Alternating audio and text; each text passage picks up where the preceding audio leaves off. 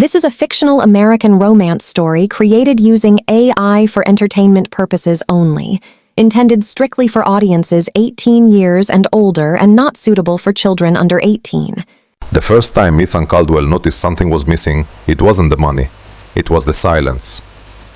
Their condo on the 32nd floor overlooked Lake Michigan, where the water shifted from steel gray to sapphire depending on the season. In winter, the wind scraped against the glass like fingernails. In summer, the balcony door stayed open and let in the sound of distant traffic and laughter from the streets below. On Instagram, they looked untouchable. Vanessa's page was a curated gallery of brunches in the West Loop, rooftop cocktails, filtered sunsets, and anniversary captions written in looping sentimentality. Ethan rarely posted, but he appeared often in her photos-tailored suit, careful smile, hand resting at the small of her back. "People think we're perfect," Vanessa once said, scrolling through comments at the kitchen island. Ethan had been reviewing blueprints on his iPad. "That's because we don't post the boring stuff." She looked at him, then really looked at him. "What if the boring stuff is all we are?" He didn't answer. He thought it was rhetorical. Ethan worked long hours at an architecture firm downtown. Chicago was in a quiet boom of luxury renovations and tech startup office spaces, and he had become known for his clean lines and glass-heavy designs. Stability, he believed, was romance matured. He paid the mortgage. He transferred money into their joint savings every month. He mapped out a 5-year plan that included a house in Evanston and maybe, eventually, a child. Vanessa had once worked in marketing for a fashion brand, but quit 2 years into their marriage. "I want something more creative," she had said. She tried freelance photography, then lifestyle blogging. Some months she earned decent money through brand partnerships. Other months, nothing. Ethan never complained. He told himself love meant support. But support, Vanessa had begun to feel, was not the same as attention. It started at the gym. Not for Ethan. He preferred running along the lakefront alone, but for Vanessa. She began going 5 days a week. New leggings, a personal trainer, longer showers when she returned home, smelling faintly of citrus and something unfamiliar. "You're glowing," Ethan remarked one evening. She smiled. "I feel seen." He assumed she meant by herself. By early spring, she guarded her phone more carefully, face down on the counter, screened in quickly when he walked by. Once, as she stepped onto the balcony to take a call, he heard laughter, low, intimate, the kind that folded into silence like shared secrets. He told himself he was imagining things. Marriage required trust. The morning everything broke open was unremarkable. Ethan woke early to prepare for a client presentation. Vanessa was still asleep, her hair spilling across the pillow like ink in water. He paused, studying her profile. There was a time when he had memorized every freckle on her shoulder. He kissed her temple before leaving. She stirred but didn't wake. At his office, just before the meeting, he logged into their joint bank account to transfer a deposit for a contractor. The screen took longer than usual to load. He frowned, refreshing once, then twice. The balance read $412.16. His chest tightened. That couldn't be right. The account had held nearly $186,000, 10 years of disciplined saving. He clicked through recent transactions. A wire transfer. Another. International routing numbers he didn't recognize. All processed the previous afternoon. Ethan felt as if the room had tilted. The fluorescent lights hummed too loudly. He tried calling Vanessa. Straight to voicemail. He texted, "Did you move the savings? Call me, ASAP." No response. He left the office without telling anyone, ignoring the confused glance from his assistant. The drive home blurred into streaks of red brake lights and pounding blood in his ears. The condo door was unlocked. Inside, the air felt different, emptier. The hallway closet hung open. Her favorite beige coat was gone. So were the 2 large suitcases from the top shelf. In the bedroom, half her clothes had vanished. Jewelry box emptied. The framed photo from their trip to Napa lay face down on the dresser. On the kitchen counter, his laptop sat open. An email draft glowed on the screen, already sent. Subject, "I'm sorry." Ethan read it standing up. "Ethan, I didn't know how to say this to your face. I've fallen in love with someone else. I didn't plan it. It just happened. He makes me feel alive in a way I haven't felt in years. I know you'll say we could have worked on us, but I've already tried, inside my own heart. I took the money. I know it's unforgivable, but I need a fresh start. I deserve happiness, so do you. Please don't look for me. Vanessa." The room seemed to contract around him. He read the line again. I deserve happiness. As if happiness were a limited resource, something she had to steal. His phone buzzed. A notification from Instagram. Vanessa had posted a story 30 minutes earlier. A photo from the passenger seat of a car highway stretching ahead, sunlight spilling across the dashboard. A man's hand rested casually on the steering wheel. Expensive watch, tan skin. Caption, new beginnings. Ethan sank into one of the bar stools at the island, the same place she had once scrolled through comments about their perfect life. The presentation downtown no longer mattered. The 5-year plan dissolved like chalk in rain. For a long time he simply sat there, listening to the hum of the refrigerator and the distant sirens below. The city continued as if nothing had happened. His wife had drained their savings and run off with another man. And for the first time in years, Ethan understood that stability was not the same as love. He just hadn't realized the cost of learning it. The first night without Vanessa felt unreal, like a hotel room after checkout. Familiar furniture stripped of warmth. Ethan didn't sleep.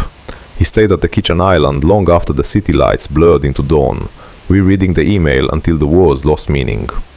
I deserve happiness. It echoed in his mind with the quiet arrogance of someone who had already moved on. At 3:17 a.m., he called her again. Voicemail. He left a message anyway. Vanessa, I don't understand. If this is some kind of mistake, just call me back. We can fix whatever this is. Just talk to me. His voice cracked on the last word. He hung up before the silence could answer. By morning, reality began its slow, brutal walk. Ethan called the bank first. A woman with a calm Midwestern accent confirmed the wire transfers. Authorized, verified through two-factor authentication. Vanessa's phone. I'm sorry, sir, she said. There's nothing fraudulent on record. Fraudulent. The word felt absurd. How could betrayal be legal? He drove downtown to the bank anyway, clutching a folder of statements as if paperwork could undo abandonment. The branch smelled of polished wood and fresh coffee. People waited in line discussing mortgages and car loans, lives intact. A young banker named Kyle reviewed the transactions with sympathetic eyes. Your wife initiated the transfers yesterday afternoon, he said gently. International accounts, one in the Cayman Islands, another in Spain. Ethan stared at the numbers. That's everything. Kyle hesitated. Do you want to freeze the account? There's nothing left to freeze. The sentence hovered between them like smoke. Outside, Chicago moved with indifferent precision. Trains screeched along elevated tracks. Pedestrians crossed streets with takeaway cups and earbuds. Ethan walked without direction, the cold wind off the lake slicing through his coat. He kept thinking of small things, her mug still in the dishwasher, the lavender candle she lit every Sunday, the way she hummed when she thought no one was listening. Had she already known? While laughing over takeout, while planning summer trips, had she been counting down to escape? His phone buzzed. A text from his sister Lila. Vanessa okay? She didn't answer my call. Ethan stared at the screen for a long time before replying. She left. 3 dots appeared immediately. Left where? With someone else. The phone rang seconds later. Ethan, what do you mean? Lila's voice carried equal parts disbelief and anger. He leaned against a brick wall, eyes closed. She took the money too. Silence. Then a sharp inhale. All of it? Yes. Oh my God. Her voice softened. Where are you? Downtown. I'm coming. You don't have to. I'm coming, she repeated, the firmness of older sister authority. They met at a small cafe near his office. Lila arrived flushed from the cold, hair tangled by wind, eyes scanning his face as if assessing damage. You look like hell, she said, sliding into the seat across from him. Feels accurate. He pushed his phone toward her, email open. She read slowly, lips tightening. She deserves happiness? Lila whispered. What about you? Ethan didn't answer, because the truth was, he didn't know. I never trusted that influencer life she built, Lila muttered. Everything looked staged. It was staged, Ethan said quietly. I just didn't know I was an extra. Lila reached across the table, squeezing his hand. This isn't your fault. But guilt seeped in anyway. He remembered late nights at the office when Vanessa had texted, Are you coming home? And he replied, Soon. He remembered conversations cut short, anniversaries postponed, emotional check-ins replaced by financial reassurance. I thought stability was enough, he admitted. Lila shook her head. Love isn't a paycheck, Ethan. But betrayal isn't your failure either. He wished he believed that. Back at the condo, the emptiness had sharpened into accusation. Ethan walked from room to room like a visitor cataloging absence. The bathroom drawer where her skincare used to be now held only a stray hair tie. The closet smelled faintly of her perfume, a ghost that lingered just long enough to hurt. On the coffee table lay a fashion magazine with a folded page. Vanessa had circled a beach resort in the Maldives months ago. One day, she had said dreamily. He wondered if she was already somewhere warm, laughing beside the man whose hand he'd seen in the Instagram story. The thought made his stomach twist. That evening, messages began arriving. Friends who had seen Vanessa's story, co-workers asking vague questions, a neighbor texting, "Is everything okay?" Movers came earlier. Social media moved faster than grief. Ethan opened Instagram despite himself. Vanessa's account was private now. Her last visible post remained their anniversary dinner from 3 weeks ago. Soft candlelight, her caption reading, "Forever with you." He felt a hollow laugh rise in his throat. Forever had lasted 21 days. He tossed his phone onto the couch and pressed his palms against his eyes. For a moment, anger surged hot and clarifying. He imagined confronting her, demanding explanations, asking how long she'd been lying. But anger dissolved into something heavier. Loss. Not just of money or marriage, but of narrative.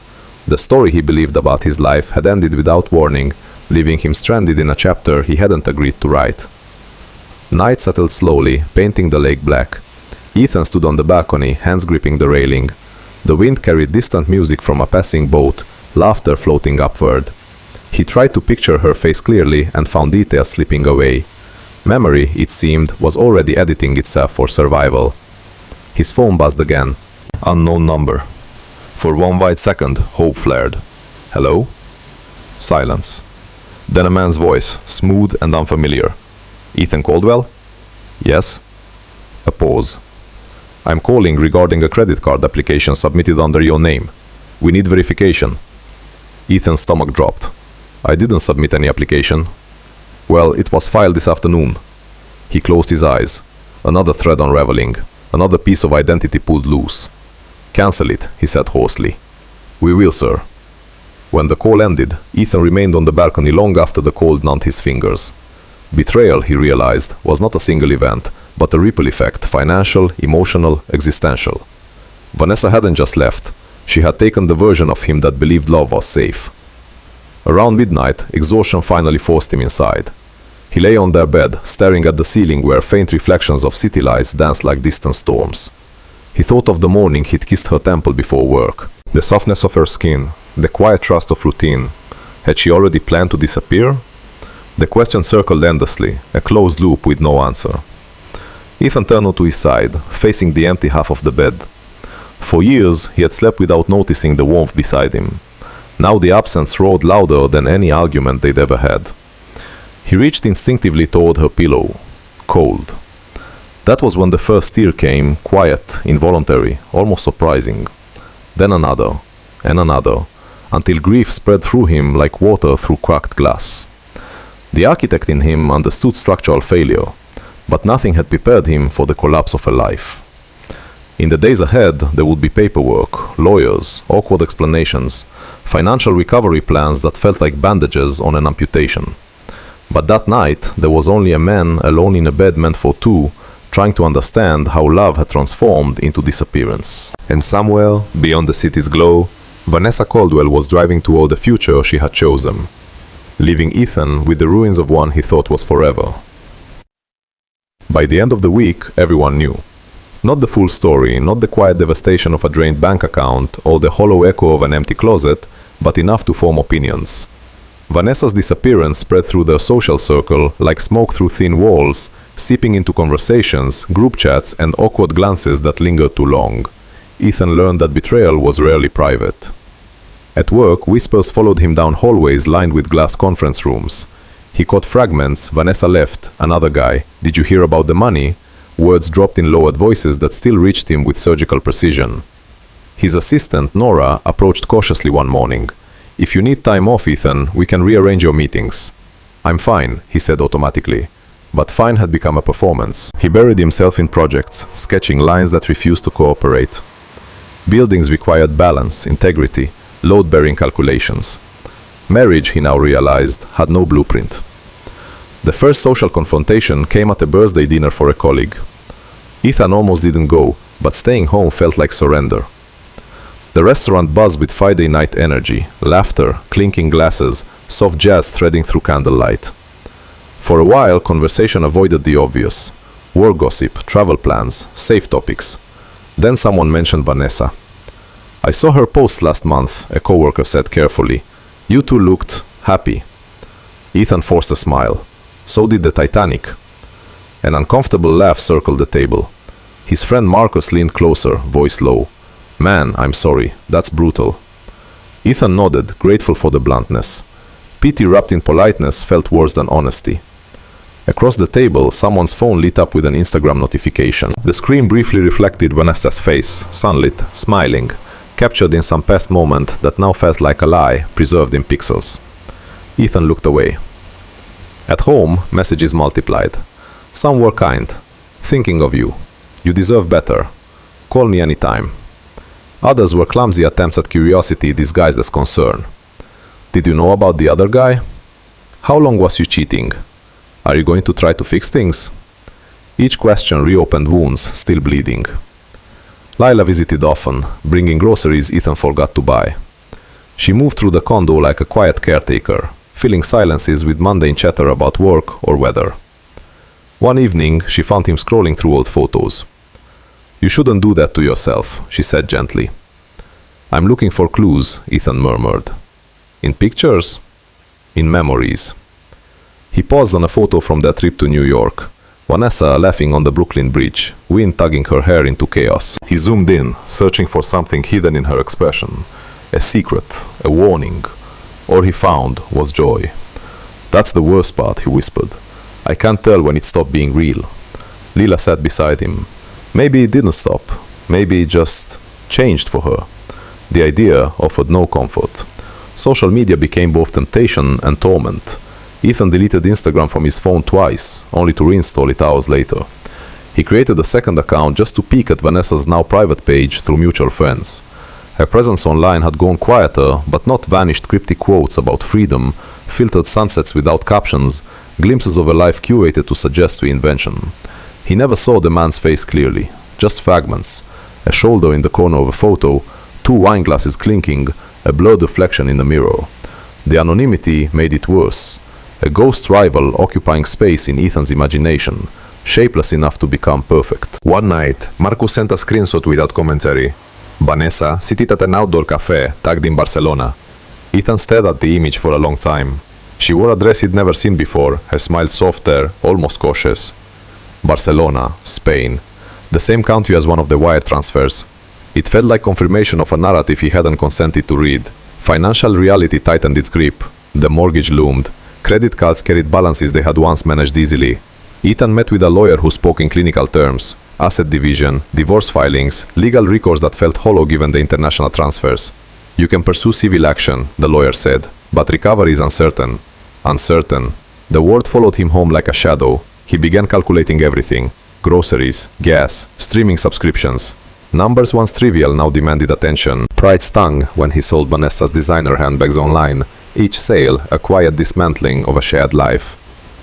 The condo itself felt too large, its luxury suddenly burdensome. At night, the city lights reflected off empty surfaces, amplifying solitude. The hardest moments arrived unannounced. A couple laughing in the elevator, a wedding invitation in the mail, a song playing in a cafe that had once been theirs. Grief, Ethan discovered, was not linear. It surged and retreated, leaving behind emotional debris. Sometimes anger dominated. He imagined Vanessa returning, begging forgiveness, only to be met with cold indifference. Other times, sadness softened him, memories painting her not as a villain, but as someone lost to illusions he couldn't compete with. But humiliation lingered most persistently. He hated the narrative forming around him. The abandoned husband, the man who didn't see it coming, the cautionary tale whispered among couples over wine. One afternoon at work, a junior colleague hesitated before speaking. "If this is too personal, ignore me," she said. "But how do you trust anyone again after that?" Ethan considered the question carefully. "I don't know," he admitted, "but I know pretending it didn't happen won't help." Her eyes softened. "You're stronger than you think." He wondered if strength was just endurance wearing a mask. Weeks turned into a month. Vanessa's absence settled into routine, like a missing tooth his tongue kept searching for. The condo grew quieter, the loneliness less sharp but more pervasive. One evening, Ethan sat on the balcony watching a summer storm roll across the lake. Thunder rumbled distantly, lightning stitching silver threads through dark clouds. His phone buzzed. A message request on Instagram from Vanessa. His heart slammed against his ribs as he opened it. "I hope you're okay." That was all. No apology, no explanation, just a sentence that felt absurdly insufficient. Ethan stared at the screen, emotions colliding: rage, longing, disbelief. After several minutes, he typed back, "Why did you do it?" The typing indicator appeared, vanished, appeared again. Finally, "It wasn't about you." The words felt like a second betrayal. "Everything we built was about us," he replied. No response followed. The message sat there, unread, as thunder cracked overhead. Later that night, Ethan lay awake replaying conversations from years past, searching for fractures he had ignored. Vanessa's complaints about feeling invisible, his reassurances that stability was love, moments where vulnerability might have altered their trajectory. Regret mingled with resentment, forming a tangled knot he couldn't untie. He realized then that public shame was loud, but private collapse was silent. No one saw the way memories haunted mundane spaces or how self-doubt infiltrated one's solid confidence. Outside, rain began to fall, tapping against the glass like a quiet interrogation. Ethan closed his eyes, exhaustion finally pulling him towards sleep. Somewhere across an ocean, Vanessa lived a life he no longer understood. And in Chicago, amid the echo of curated memories and whispered speculation, Ethan Caldwell began to confront the painful truth. Losing someone didn't just mean their absence, it meant relearning who you were without the story you shared. The first thing Ethan sold was the condo, not because he wanted to, but because he had to. The decision came quietly, without drama, just numbers laid out across his dining table one Sunday morning. Mortgage payments, dwindling savings, legal fees, the echo of financial stability turned into a fragile balancing act. The condo had once symbolized success, a shared dream wrapped in floor-to-ceiling windows and lakefront views. Now it felt like a museum of ghosts. The realtor spoke in optimistic tones about market value and strong buyer interest. Ethan nodded, signing paperwork with a calm detachment that surprised even himself. On the day he handed over the keys, he stood alone in the empty living room. The space looked smaller without furniture, stripped of warmth and illusion. His footsteps echoed across hardwood floors where laughter had once lived. He walked to the balcony one last time, the lake stretching out in familiar indifference. "I thought this was forever," he murmured. The wind offered no reply. His new apartment sat on the third floor of a brick building in Lincoln Square. Smaller, quieter, with mismatched radiators that clanked in winter and neighbors whose lives leaked through thin walls. It lacked grandeur, but it also lacked memory. The first night there, Ethan slept on a mattress on the floor, surrounded by half-unpacked boxes. The silence felt different, not accusatory, just neutral. For the first time in months, absence didn't carry Vanessa's shadow quite as heavily. Reinvention, he would learn, began with small spaces. Work became his anchor. Architecture had always offered structure, but now it provided escape. Ethan volunteered for projects others avoided. Tight deadlines, demanding clients, complex renovations that required patience and precision. He stayed late, not out of avoidance, but out of focus. Blueprints became a language where problems had solutions. His firm noticed. "You've been on fire lately," Nora remarked one afternoon as she dropped off revised plans. Ethan shrugged. "Busy keeps the noise down." She studied him carefully. "Just make sure you're not hiding in it." The comment lingered long after she left. The suggestion of therapy came from Lila, delivered with gentle persistence. "You don't have to carry this alone," she said over dinner one evening. "I'm not broken," Ethan replied automatically. "That's not what therapy means," she said. "It means you want to understand yourself." For weeks, he resisted. Therapy felt like an admission of failure, an emotional autopsy he wasn't ready to perform. But sleepless nights and looping memories wore down his defenses. Eventually, he booked an appointment. Dr. Amelia Ross's office smelled faintly of eucalyptus and old books. Soft lighting replaced clinical brightness, and a worn leather chair faced a couch that seemed designed for confessions. Ethan sat stiffly, hands clasped, unsure where to begin. "So," Dr. Ross said gently, "what brings you here?" He let out a dry laugh. "My wife ran off with another man and drained our savings. That seems like a starting point." She nodded, unfazed. "And how did that make you feel?" The question sounded simple, almost cliché. Yet Ethan found himself staring at the floor, searching for words. Embarrassed, he said finally. Angry. Replaceable. Dr. Ross leaned forward slightly. Replaceable? He swallowed. Like everything I gave wasn't enough. Silence filled the room, not empty, but patient. It invited honesty he had avoided. What if this isn't about enough? She asked softly. What if it's about connection? The words struck deeper than he expected. Therapy became a weekly ritual. At first, Ethan spoke in facts, timeline, finances, legal complications. But Dr. Ross guided him toward emotions he had buried beneath competence. He talked about childhood expectations of stoicism, his belief that providing equaled loving, his discomfort with vulnerability. I thought stability was romantic, he admitted during one session. And what do you think now? She asked. I think stability without presence feels like loneliness in disguise. The realization settled heavily between them. He began noticing patterns. How he avoided conflict. How he dismissed emotional needs as temporary storms rather than signals. Vanessa's departure no longer felt like a sudden catastrophe, but the culmination of quiet disconnection. Understanding didn't erase pain, but it reframed it. Outside therapy, life continued its slow reconstruction. Ethan developed routines. Morning runs along tree-lined streets instead of the lakefront skyline. Coffee from a corner cafe where the barista knew his name but not his history. Evenings spent cooking simple meals while jazz played softly in the background. He started reading again, novels that lingered on human fragility rather than architectural precision. He journaled sporadically, scribbling thoughts that felt too raw to speak aloud. One entry read, "I miss her, but I don't miss who I was with her." The sentence startled him with its clarity. Friendships shifted. Marcus remained a constant, dragging Ethan to basketball games and late-night diners where conversation flowed without pretense. Lila's visits became less about rescue and more about companionship. New colleagues entered his orbit, unaware of the full story, offering a clean slate. Yet loneliness persisted in quiet moments. Couples holding hands on sidewalks. Wedding photos flooding social feeds. The subtle societal script that equated adulthood with partnership. Ethan felt suspended outside that narrative, neither grieving nor fully healed. But something else grew alongside loneliness. Space. Room to rediscover preferences, opinions, rhythms, once overshadowed by shared compromise. He decorated the apartment slowly, plants on windowsills, framed sketches from projects he loved, a bookshelf that reflected curiosity rather than status. The apartment became not a placeholder, but a reflection. Nearly 2 years after Vanessa left, Ethan found himself back on the lakefront. Autumn painted the trees in muted gold, the air crisp with change. He walked without headphones, listening to waves lap against concrete. Couples passed. Joggers moved in steady rhythm, the city humming with quiet resilience. He paused at a familiar stretch where he and Vanessa once watched fireworks. For a moment, memory flickered her laughter, her hand slipping into his. But instead of pain, a softer emotion surfaced. Acceptance. He realized then that reinvention was not about forgetting. It was about carrying memory without letting it dictate identity. His phone buzzed with a calendar reminder. Therapy, 6 p.m. He smiled faintly, turning back toward the city.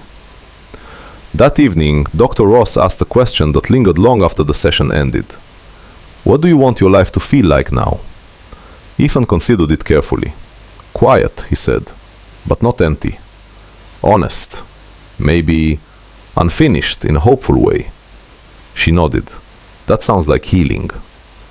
Walking home, Ethan noticed the subtle shift within himself. The anger that once burned hot had cooled into understanding. The humiliation that once defined him had faded into a chapter rather than a label. Vanessa's absence remained a scar, but scars no longer dictated movement. In the years since her disappearance, Ethan Caldwell had rebuilt something less visible than financial stability. He had begun rebuilding himself. And though he couldn't yet imagine what the future held, love, solitude, or something in between, he understood one quiet truth. Reinvention wasn't about becoming someone new. It was about finally meeting the person you had avoided being all along. The rain began just after sunset, soft at first, an uncertain drizzle that painted the sidewalks in reflective streaks. By the time Ethan left the firm, the sky had darkened into a low ceiling of cloud, rain tapping steadily against umbrellas and car roofs in a rhythm that felt almost hypnotic. Chicago in the rain had a way of slowing everything down. Ethan walked a few blocks from the train station to his apartment, coat collar turned up, briefcase tucked under his arm. Streetlights shimmered across wet pavement, neon signs beading into puddles. The air carried the smell of asphalt and damp leaves, the quiet intimacy of a city wrapped in weather. He had grown to appreciate evenings like this, solitary but calm, the noise of the day washed clean by rain. His life now followed predictable lines: work, therapy, the occasional dinner with friends. Stability, once mistaken for love, had become something gentler: peace. He climbed the stairs to his building, keys already in hand, mind drifting toward the leftover pasta waiting in his fridge. That was when he saw her. She sat on the top step outside his apartment door, a small suitcase beside her. The hallway light cast a dim halo over damp hair clinging to her cheeks. Her coat looked too thin for the weather, its fabric darkened by rain. She stared at the floor, hands clasped tightly, as if bracing for impact. For a moment, Ethan thought his mind was playing tricks. Vanessa? Her name left his lips before he could stop it. She looked up slowly. Time had touched her differently than he remembered. The brightness in her eyes had dimmed, replaced by something hollow and uncertain. Fine lines traced the corners of her mouth, and exhaustion hung around her like a shadow. Yet she was unmistakably Vanessa Caldwell, the woman who had once filled every room of his life. "Hi, Ethan," she said softly. The sound of his name in her voice felt like an echo from another lifetime. Neither of them moved. Rain drummed against the windows at the end of the hallway, a quiet soundtrack to the moment. Ethan's mind raced, memories colliding with the present image before him. Barcelona, the email, the empty bank account, the years of silence. "What are you doing here?" he asked, voice steadier than he felt. Vanessa swallowed. "I didn't know where else to go." The answer irritated him immediately. Too vague, too fragile. "That's not an explanation, I know." She glanced down at the suitcase, as if embarrassed by its smallness. The suitcase looked worn, its edges scuffed, a far cry from the designer luggage she once insisted on bringing everywhere. Ethan unlocked his door, but didn't open it fully. The barrier felt necessary. "You shouldn't be here," he said quietly. Her eyes glistened. "Please, just let me talk to you." He hesitated. 4 years of rebuilding stood between them like a carefully constructed wall. Letting her in, even metaphorically, felt dangerous. Yet curiosity tugged at him, tangled with something he refused to name. With a reluctant sigh, he stepped aside. 5 minutes. Vanessa nodded gratefully, rising stiffly as she picked up the suitcase. She moved past him into the apartment, her gaze flickering across the space as if cataloging differences. The plants by the window, the minimalist furniture, the absence of shared history. "It's nice," she murmured. "It's quiet," Ethan replied, closing the door. They stood in the living room, the air thick with unspoken words. Ethan gestured toward the couch, but remained standing himself. Vanessa sat gingerly, hands folded in her lap. For a long moment she simply breathed, as though gathering courage. "You look good," she said finally. Ethan let out a humorless laugh. "That's generous." Silence followed, heavy and uncomfortable. "I messed up," Vanessa whispered. The understatement stung. That's one way to put it. Her eyes filled with tears. "I know I don't deserve your time, or your kindness, but I needed to see you." "Why now?" The question carried sharper edges than he intended, but he didn't soften it. She hesitated, gaze dropping to the floor. "Because there's no one else left." The words landed with quiet devastation. Ethan felt anger flare, defensive and immediate. "So I'm your last resort?" "No," she said quickly, shaking her head. "You were never that. You were home." The word hung between them, fragile and ironic. "Home isn't something you drain and abandon," Ethan replied. Her shoulders slumped. "I know." The story spilled out slowly, halting at first, then gaining momentum like a confession long suppressed. His name was Julian, she explained. A tech entrepreneur she met at the gym, charming, spontaneous, intoxicatingly different from the structured life she shared with Ethan. Julian spoke of travel, risk, passion. He made her feel desired in ways she had convinced herself were missing. "It felt like waking up," she said, voice trembling, "like I'd been sleepwalking." Ethan listened, arms crossed, expression unreadable. They traveled. Barcelona, Lisbon, Monaco. The money Ethan and Vanessa had saved funded a whirlwind life that seemed cinematic at first. Sunset dinners, luxury hotels, a romance fueled by adrenaline and illusion. "But adrenaline fades," Vanessa whispered. Julian's charm revealed cracks, business ventures that never quite materialized, late-night phone calls he wouldn't explain, a pattern of borrowing money with promises of future returns. By the second year, the savings had dwindled. Arguments replaced passion. Vanessa began to notice the same emotional distance she had once accused Ethan of, except now it came with volatility and unpredictability. I kept telling myself it was just a phase, she said, that love meant sticking it out. Ethan's jaw tightened at the irony. One morning in Madrid, he was just gone, she continued. No note, no explanation, just gone. The account was empty. The words echoed painfully familiar. Vanessa wiped at her tears, her composure unraveling. I tried to rebuild, she said. I worked odd jobs, moved between cities, but everything felt unstable.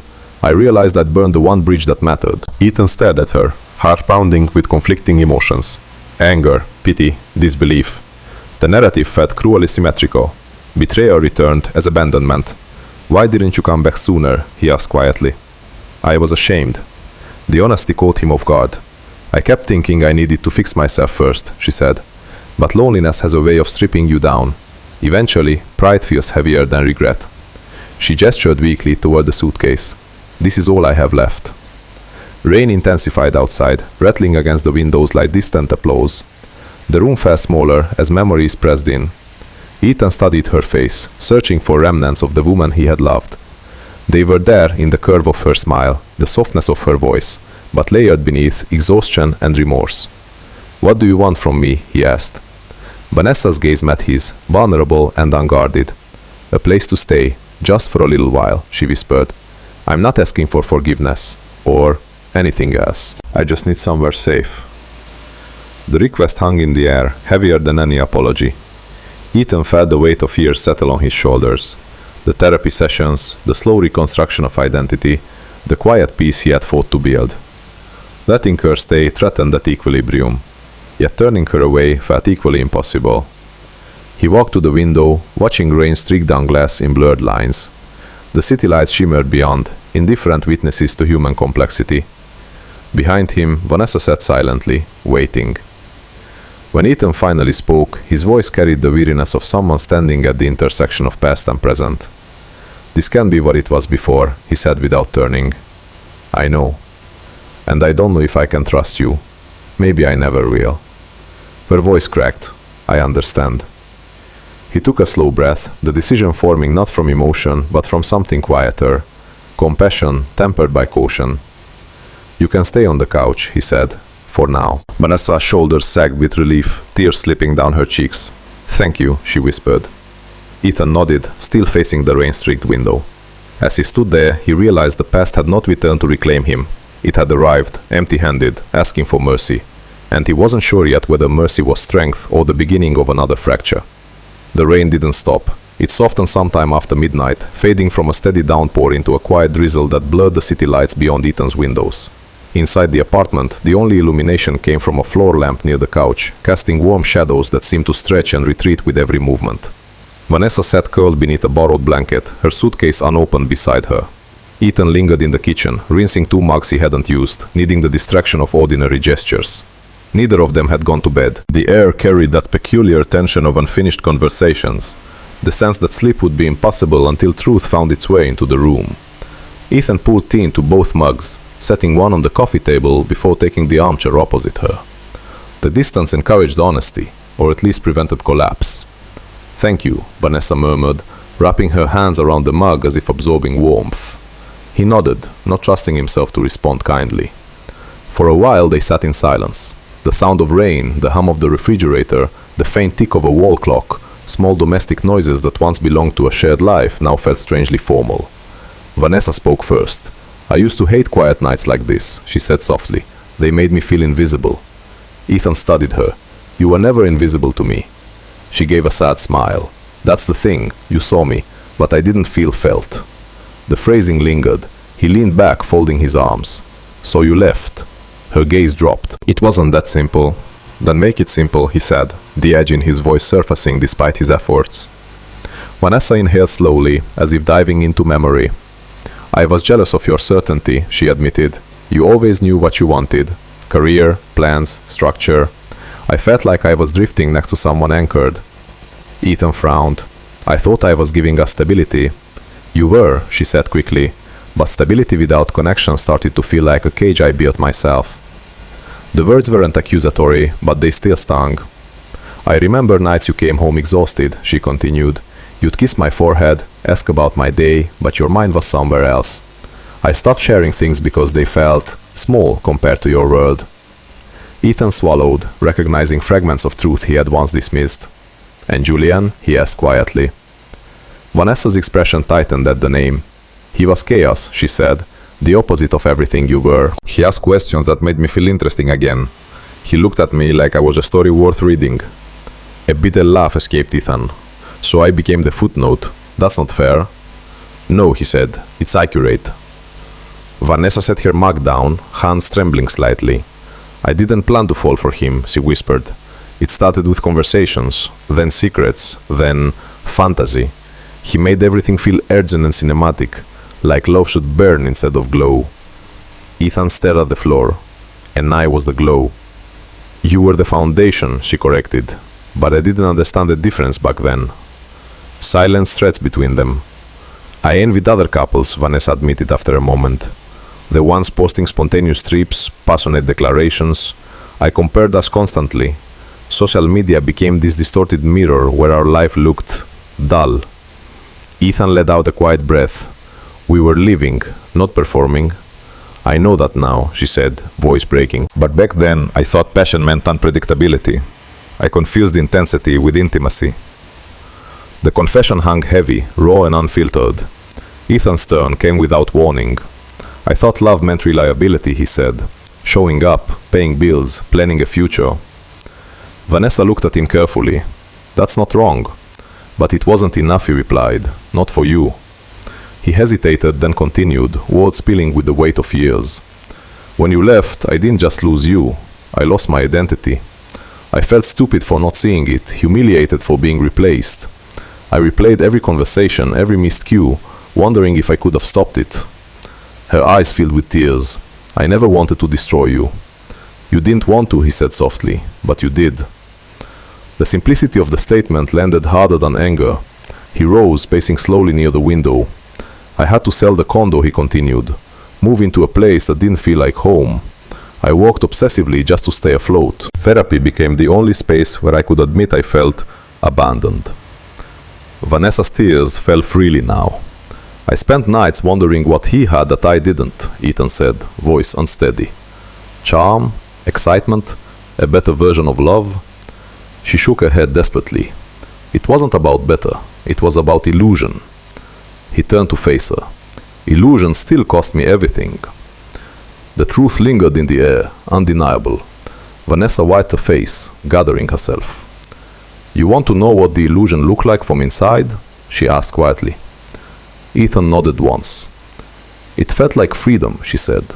No responsibilities, no expectations, just adrenaline and possibility. But freedom without roots becomes loneliness. Julian didn't want partnership. He wanted escape. She clasped her hands tightly. I kept chasing the version of him from the beginning, the attentive one, the romantic one, but he disappeared long before he physically left. The parallel didn't escape either of them. I was so focused on what I thought I was missing, Vanessa whispered, that I never appreciated what I had. The clock ticked past 2 in the morning. Outside, rain slowed to a whisper, the city settling into sleep. Inside, the room felt charged with emotional residue, confessions that had waited years to be spoken. Ethan sat again, exhaustion softening his posture. I don't know what to do with all this, he admitted. You don't have to do anything, Vanessa said. I didn't come back expecting redemption. I just needed you to know the truth. He studied her face, searching for manipulation, but found only weariness and regret. I spent years hating you, he said quietly, then years trying not to hate myself. Vanessa flinched. You shouldn't hate yourself. I know that now, he replied, but healing doesn't erase scars. The conversation drifted into quieter territory, shared memories revisited without accusation. Their first apartment. Road trips fueled by cheap coffee and bad playlists. The way they once laughed over burned dinners and inside jokes no one else understood. Nostalgia moved cautiously between them, tender but dangerous. "I missed you," Vanessa said at last, voice barely audible. "Not just the life we had. You." Ethan felt something shift in his chest, an ache both familiar and unwelcome. "I missed who I thought we were," he replied. The distinction mattered. Near dawn, exhaustion crept in. Vanessa pulled the blanket closer around her shoulders, eyes heavy but restless. Ethan remained awake, watching the slow light of morning begin to soften the edges of the room. "I don't expect forgiveness," she said quietly. He considered her words. "Forgiveness isn't a moment," he said. "It's a process, and I'm not sure where I am in it." "That's fair." They fell into silence once more, but this time it felt less oppressive. Truth had carved space for something gentler, though undefined. As the first pale light filtered through the windows, Ethan stood. "You should get some rest," he said softly. Vanessa nodded, lying back against the couch, her breathing already slowing. Ethan lingered a moment, studying the fragile familiarity of her presence in his apartment. The woman who had once shattered his life now slept under his roof, vulnerable and unguarded. He turned toward his bedroom, pausing at the doorway. For years he had imagined this moment, the chance to confront her, to demand answers, to reclaim dignity. Yet, now that it had happened, the emotions felt quieter, more complicated. Confessions hadn't healed them, but they had illuminated the truth behind the illusion. And sometimes, Ethan realized as he closed his bedroom door, understanding the past was the first step toward deciding whether it belonged in the future.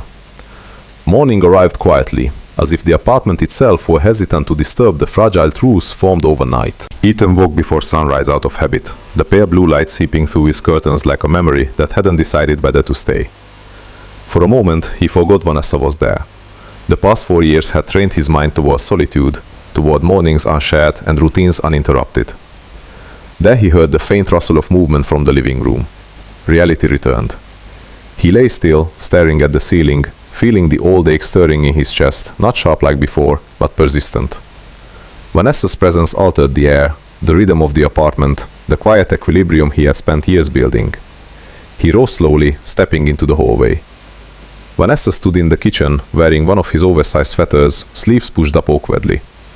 She looked smaller somehow, as if life had gently pressed her into a quieter version of herself. A mug of coffee warmed her hands, steam curling into the soft morning light. "Morning," she said, tentative. "Morning." The word felt unfamiliar between them. They moved around each other carefully, like strangers navigating shared space. Ethan poured himself coffee, aware of Vanessa's gaze lingering briefly before drifting away. Silence stretched, not hostile but charged with unspoken awareness. "I didn't mean to fall asleep on your couch," she said softly. "You needed rest." She nodded, eyes tracing the apartment. "It feels peaceful here." "It is," Ethan replied. The simplicity of the statement carried weight. Vanessa set her mug down, fingers tightening around its edge. "I'm glad you found that." Ethan watched her carefully. There was sincerity in her voice, but also something else. Recognition of the peace she had once disrupted. Days passed with cautious coexistence.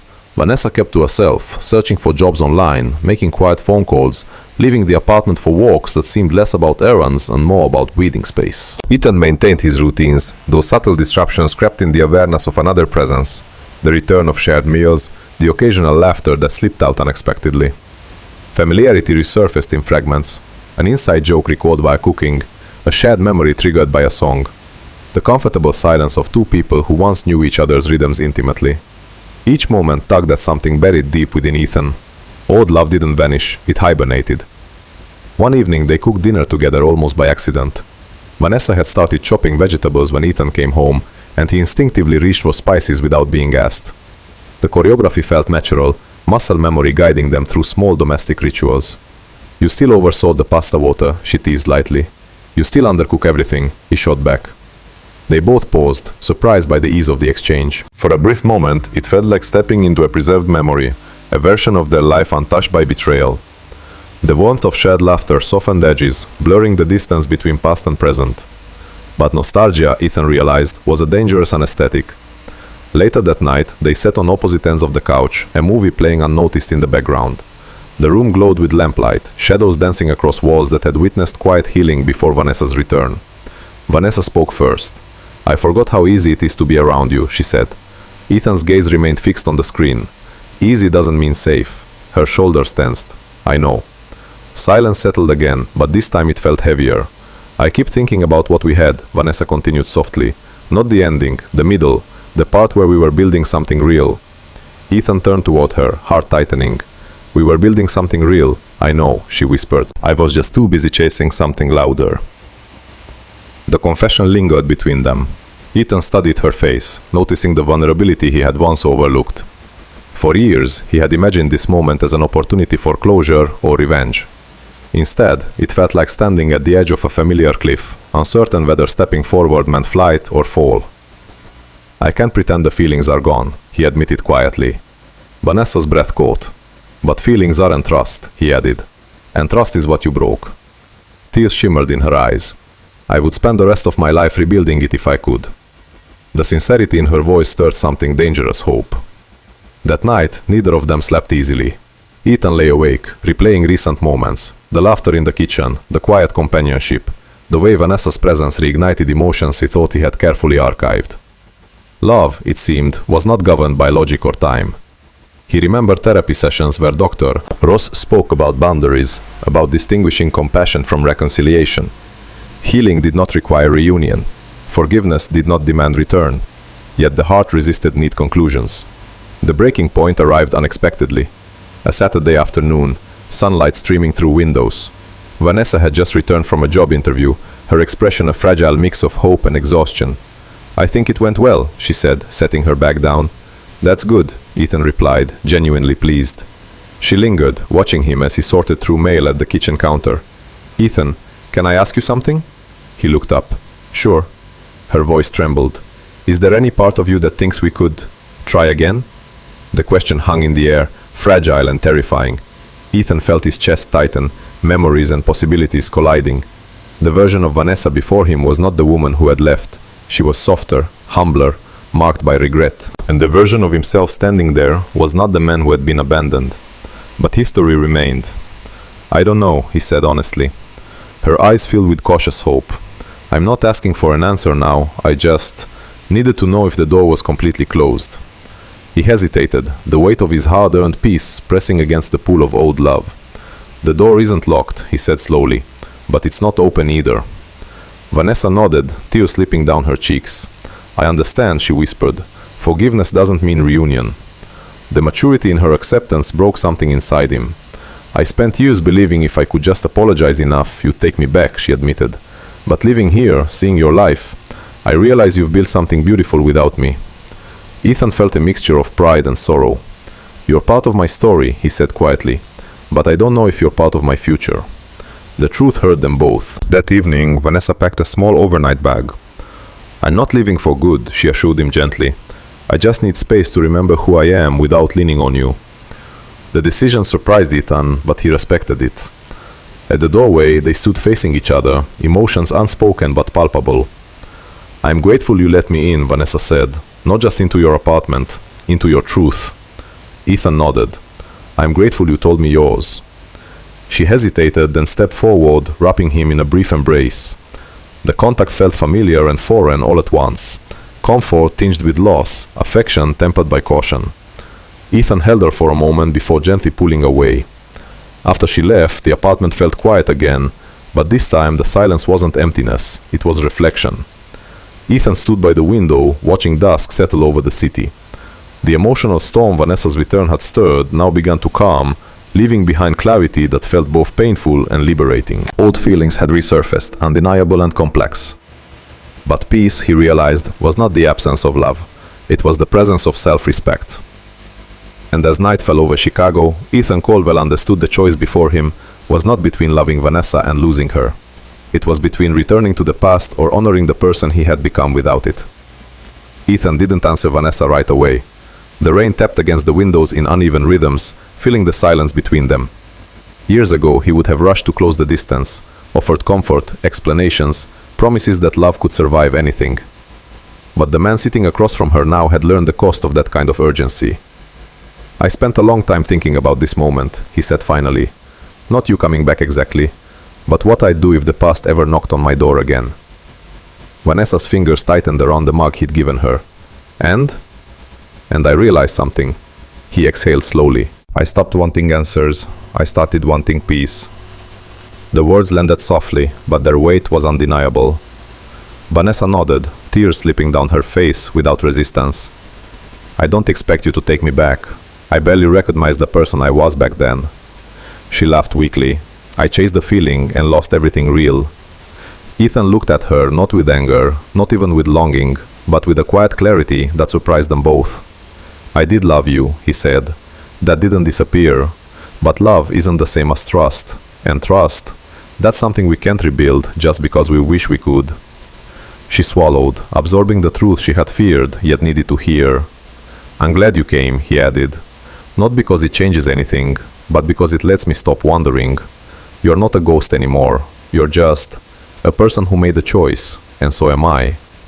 Vanessa wiped her cheeks. What choice did you make? Ethan smiled, gentle, tired, but certain. I choose the life I fought to rebuild, the one where I'm whole on my own.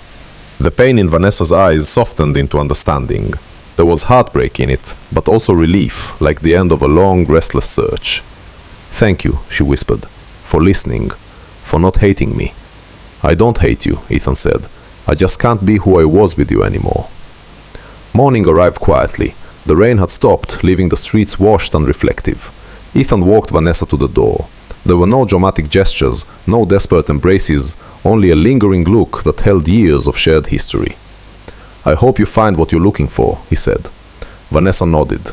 I hope you keep what you found. She stepped out into the cool air, carrying her regrets, but also a fragile sense of release. Ethan watched her disappear down the street, then closed the door, not in anger, but with finality. Inside, the apartment felt still, peaceful. He made coffee, opened the curtains, and let the pale sunlight spill across the room. The memories remained, but they no longer held him captive. They were chapters, not anchors. Somewhere in the quiet, Ethan understood that closure wasn't about repairing the past. It was about accepting its shape and allowing the future to exist without it. And in that acceptance there was something unexpectedly hopeful. Not the promise of rekindled love, but the quiet certainty that healing had already begun.